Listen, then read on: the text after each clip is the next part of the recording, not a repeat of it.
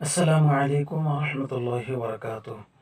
সম্মানিত সাথী ও বন্ধুগণ, আজকে আমার জীবনে দু চারটি কথা আমি আপনাদের সাথে শেয়ার করব।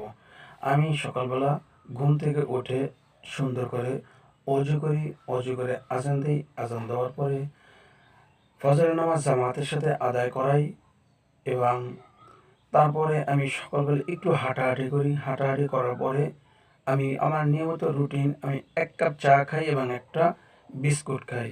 বিস্কুট খেয়ে আবার সকালবেলা আমার রুমে আমার মসজিদে চলে আসি। মসজিদে চলে আসার পরে আমি মক্তবে ছাত্রছাত্রীদেরকে পড়াই।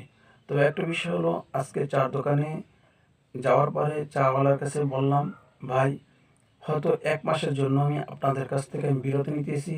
হয়তো ১ মাসের ভিতরে আর সকালবেলা আমি এসে চা খাবো না, আর আপনার সাথে সকালবেলা ফজরের পরে দেখাও হবে না।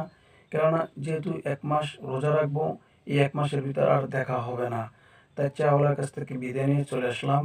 তাই সকলে ভালো থাকবেন এবং রোজা রাখবেন, ৩০টি রোজা রাখবেন, ৩০টি তারাবি জামাতের সাথে তাকবীরের সাথে আদায় করার চেষ্টা করবেন এবং বেশি বেশি কোরআন তেলাওয়াত করবেন, তাসবিহ তাহলিল পাঠ করবেন এবং মানুষকে মাফ করে দেবেন।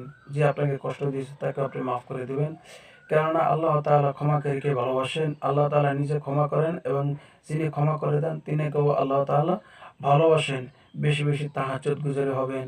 রাত্রে উঠে নামাজ আদায় করে চোখের পানি ফেলিয়ে আল্লাহ তাআলার দরবারে চাবেন, হে আল্লাহ, আমার এই সমস্যাগুলি আপনি দূর করিয়ে দেন। আর খাস করিয়ে আমার জন্য দোয়া করবেন।